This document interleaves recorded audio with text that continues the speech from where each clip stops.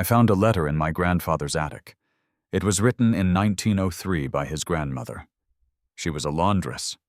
She washed other people's clothes for a living. She had attended school for 3 years. 3 years, in a one-room schoolhouse in rural Pennsylvania before she was pulled out to help on the family farm at age 10. Her handwriting looks like it belongs in a museum. Every letter perfectly formed. Every line ruler straight without a ruler. The spacing between words is so consistent it looks typeset. She wrote with an elegance that I, with 16 years of formal education, a college degree, and a lifetime of literacy, cannot reproduce. I tried. I sat down with the same kind of pen, a steel nib dip pen, and I tried to copy a single sentence from her letter. It looked like a child had written it, my version, not hers. And I thought, this woman had 3 years of school. I had 16. What exactly was I taught for those extra 13 years that she wasn't? And what was she taught in those 3 years that I never received at all? That question led me somewhere I didn't expect. Not to penmanship, not to nostalgia for cursive writing, to the systematic dismantling of an educational method that produced a specific kind of human competence, and its replacement with something designed to produce a different kind of human entirely. Let me tell you what a third-grade education looked like in 1890, because it was not what that phrase implies today. The method was called Spencerian script, developed by Platt Rogers Spencer in the 1840s. Spencer didn't invent handwriting instruction. He systematized it into something closer to a martial art. Students began at age 5 or 6. They did not start with letters. They started with drills. Oval drills, pages and pages of connected ovals, drawn with the whole arm, not the fingers. The arm moved from the shoulder. The wrist stayed flat on the desk. The fingers held the pen but did not control the motion. This was not optional technique. This was the foundation of the entire system. Spencer understood something about the human body that modern education has almost completely forgotten. Fine motor control of the fingers is neurologically expensive. It fatigues quickly. It produces tremor under stress. But gross motor control of the arm, movement from the shoulder and elbow, is stable, tireless, and capable of extraordinary precision when properly trained. Every Spencerian student spent their first year training their arm to move in controlled, rhythmic patterns. Ovals, push-pulls, straight lines drawn upward with a push stroke and downward with a pull stroke. Compound curves. All of this before a single letter was introduced. When letters finally appeared, they were not taught alphabetically. They were taught by stroke group. The letters I, U, W, and T share the same fundamental stroke. They were taught together. The letters A, O, C, D, and E share a different stroke. Those came next. Students learned 7 basic strokes, and from those 7 strokes, every letter in the alphabet could be constructed. By the end of what we would now call 3rd grade, a Spencerian student could write with consistent letter forms, even spacing, and fluid rhythm at speed. Not because they were gifted, because the method was engineered to produce that result in any student who completed the drills. The system was so effective that it became the national standard. From the 1860s through the 1890s, Spencerian script was taught in virtually every public school in America. Business colleges adopted it as their primary curriculum. The great counting houses and law offices of the 19th century were staffed by clerks whose handwriting was, by modern standards, indistinguishable from calligraphy. And this wasn't elite education. This was what a laundress received in 3 years at a rural schoolhouse. This was the baseline. In 1888, Austin Norman Palmer published the Palmer Method of Business, Writing, which would eventually replace Spencer's system. Palmer's method was simpler. It reduced the stroke groups. It prioritized speed over beauty. It was, in Palmer's own words, designed for the practical needs of business correspondence. The Palmer method dominated American schools from approximately 1900 to 1960. It produced handwriting that was less elegant than Spencerian, but still rhythmic, consistent, and legible. A Palmer-trained student could still produce writing that modern eyes would consider remarkably clean and uniform. Then, something happened.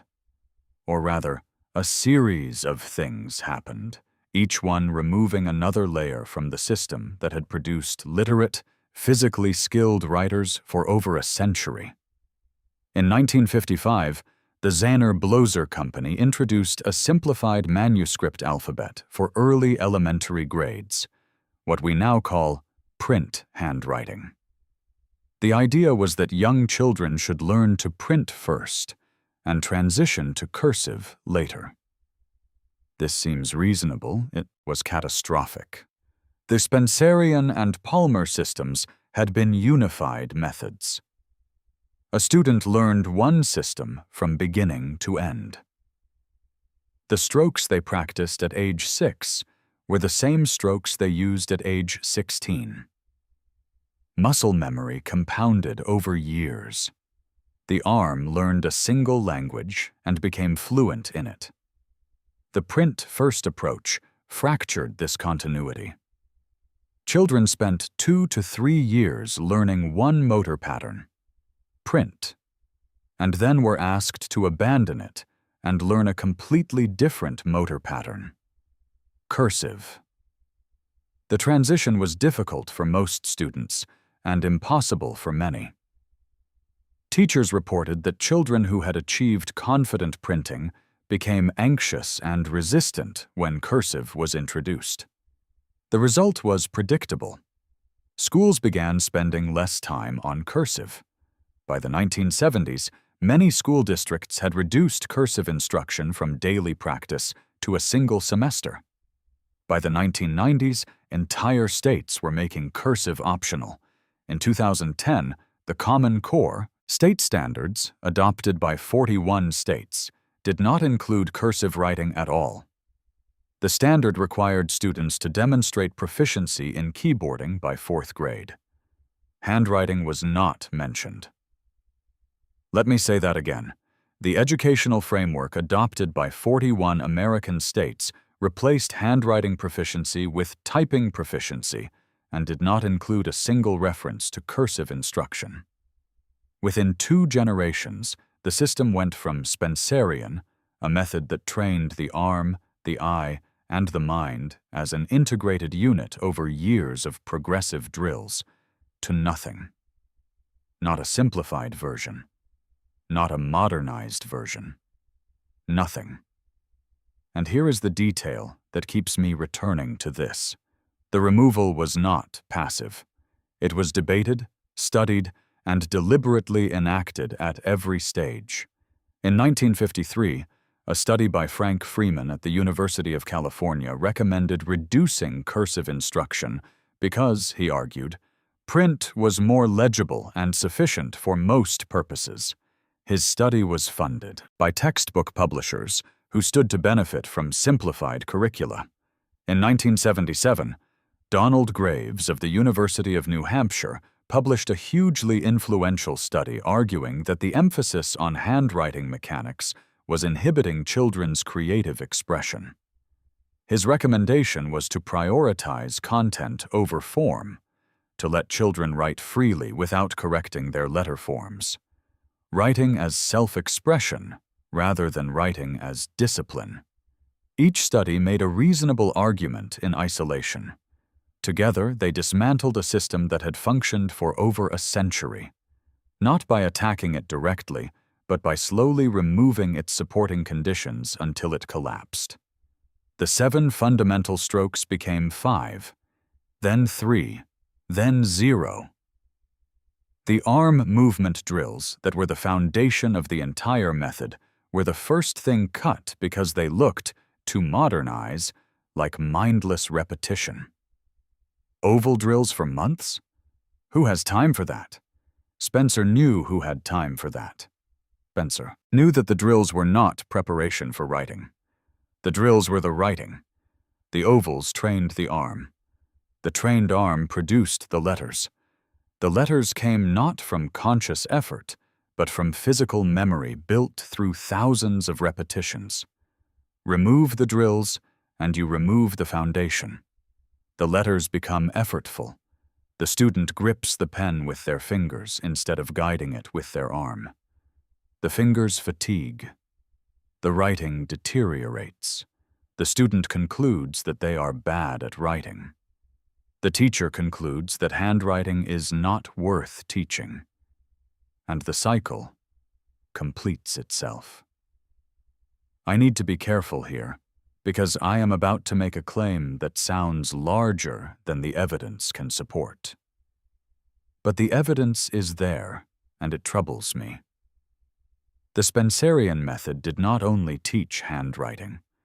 The oval drills, the push-pull exercises, the controlled arm movements, these were simultaneously training something that modern neuroscience has a name for, but that 19th century educators understood intuitively: proprioception, the body's awareness of its own position and movement in space. Hand-eye coordination refined to a degree that modern children rarely develop. Bilateral coordination, the ability to use both hands in complementary tasks, one holding the paper, one guiding the pen. Rhythmic motor sequencing, the capacity to perform complex physical movements in timed, repeating patterns. These are not penmanship skills. These are foundational neurological capacities that affect everything from reading fluency to mathematical reasoning to emotional regulation.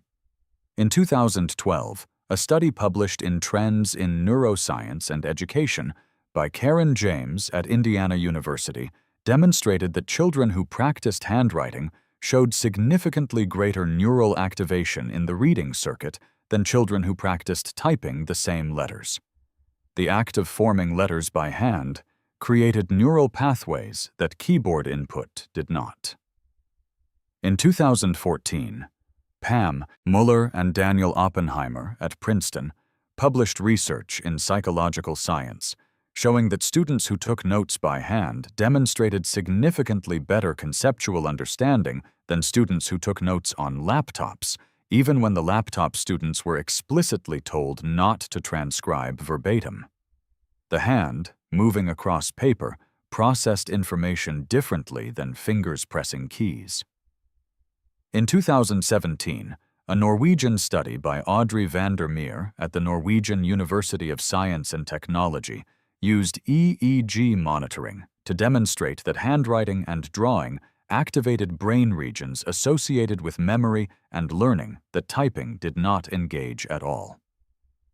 The researchers concluded that handwriting should be maintained in educational settings specifically because of its neurological benefits.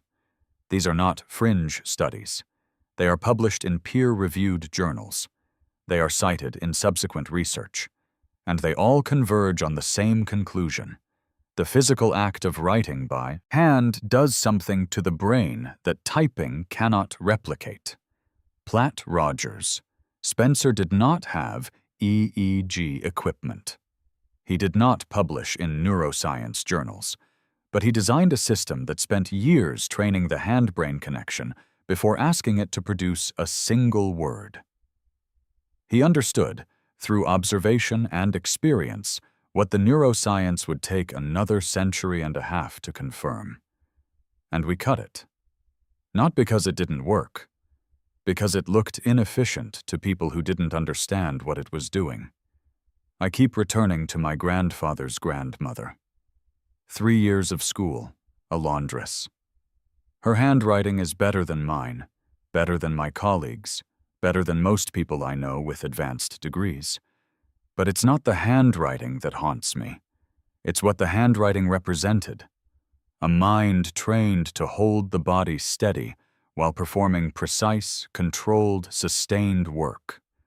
A nervous system calibrated through thousands of hours of disciplined repetition to be capable of things that are now classified as exceptional talent rather than basic education. She wasn't talented. She was trained. There is a vast difference between those two things. One is a gift you're born with. The other is a system that can be given to anyone. And the system was taken away. Something connects this to every other thread I've been pulling.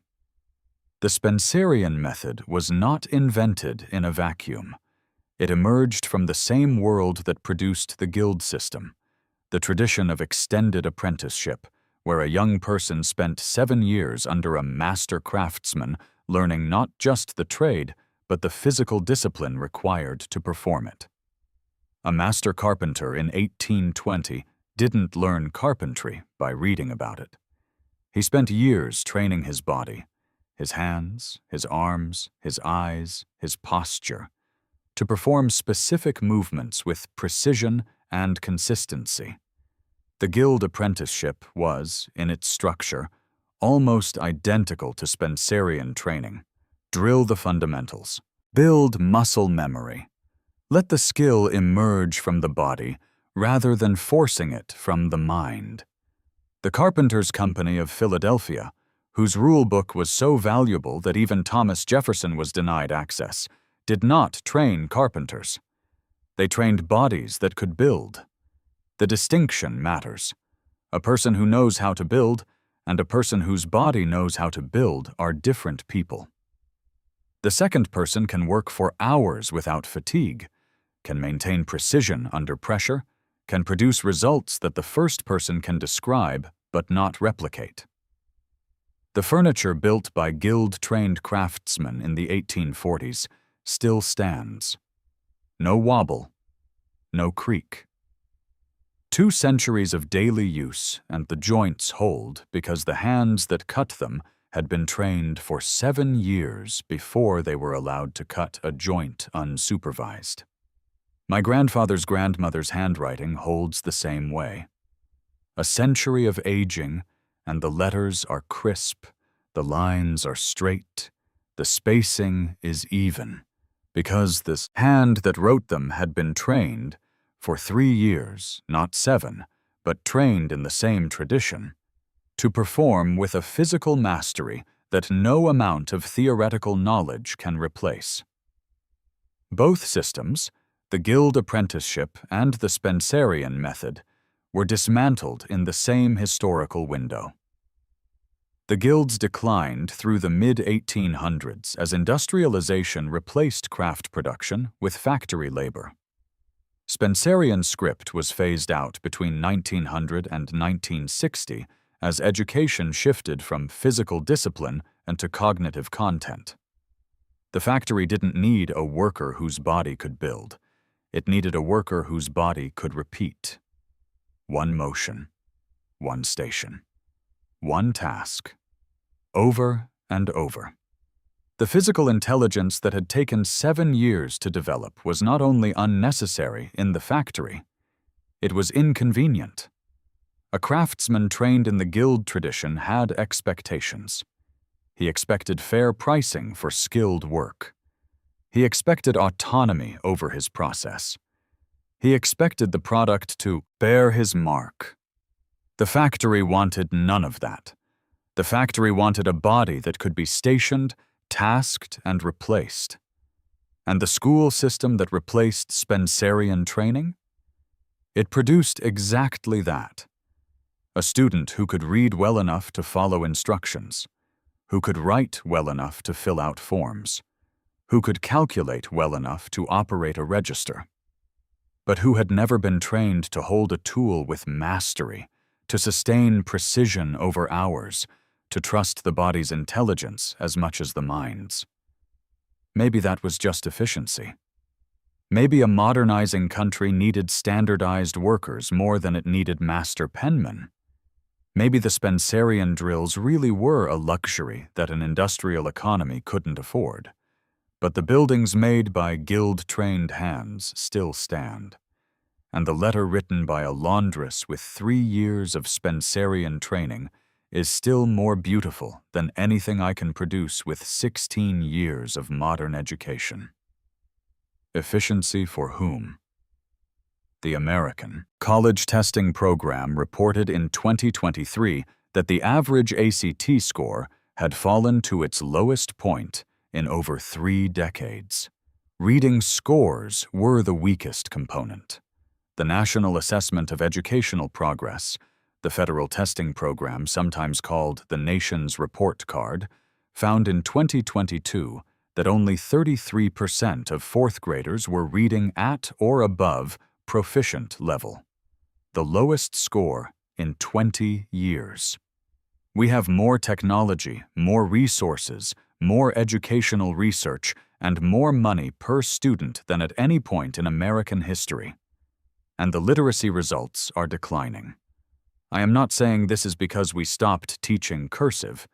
That would be too simple, and this is not a simple problem.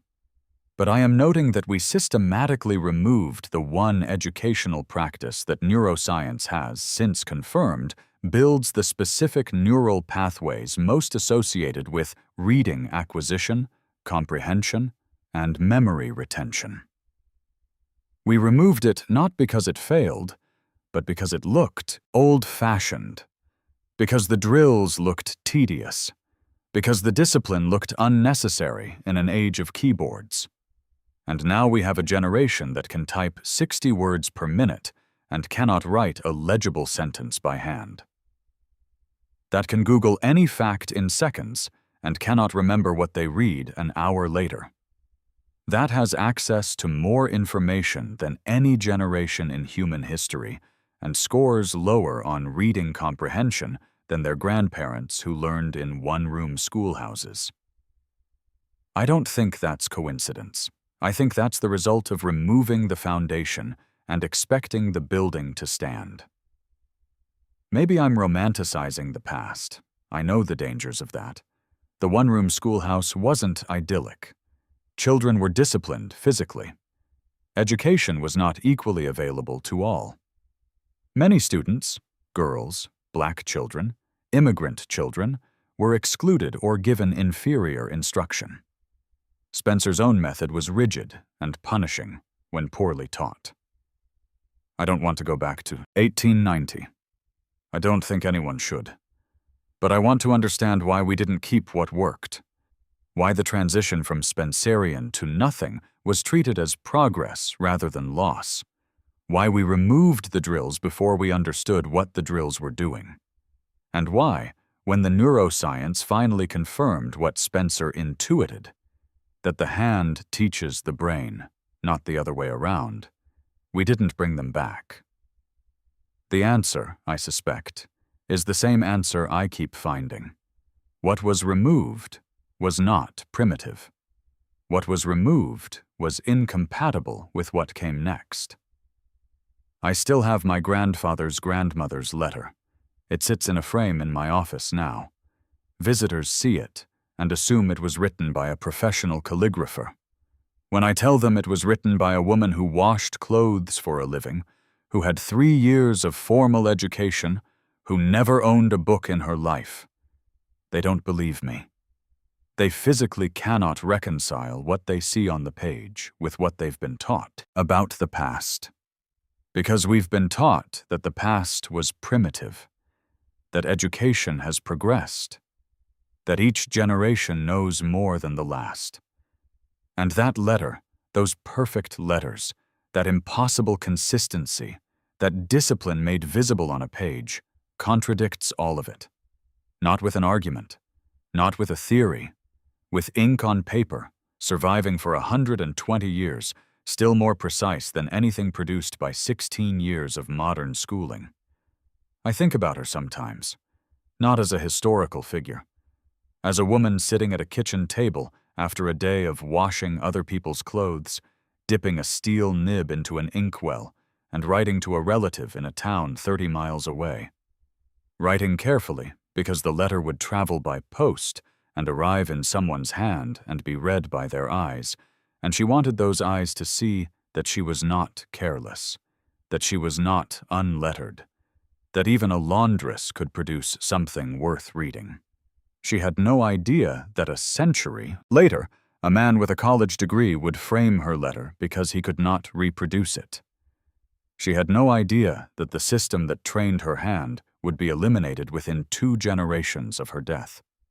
She had no idea that the drills she practiced as a child, the ovals, the push-pulls, the endless disciplined repetitions that probably bored her and frustrated her and made her arm ache, were building neural pathways that neuroscience wouldn't understand for another 130 years. She just wrote the letter, and the letter survived. And the system that produced it did not. That's the thing about foundations. You don't notice them when they're there. You only notice when they're gone, and the building starts to lean, and nobody can explain why. The drills are gone. The arm training is gone. The 7 fundamental strokes are gone. The muscle memory that turned 3 years of school into a lifetime of physical mastery is gone. What remains is the letter. And the question it asks every time I look at it, which is the same question that the old buildings ask, and the furniture that won't break asks, and the guild system asks, and every artifact from before the transition asks. If this was progress, if what we have now is better than what they had then, why can't we do what they could do? Why can't we build what they built? Why can't we write what they wrote? The letter doesn't answer. It doesn't need to. It just sits there, in a frame, in handwriting that a laundress produced with 3 years of training, waiting for someone to explain how 13 additional years of modern education made us worse at the one thing she could do in her sleep. No one has explained it yet. The hand remembers what the curriculum erased. The ink preserves what the school board discarded. And in an attic in Pennsylvania, a letter from 1903 is still asking a question that 21st century education cannot answer.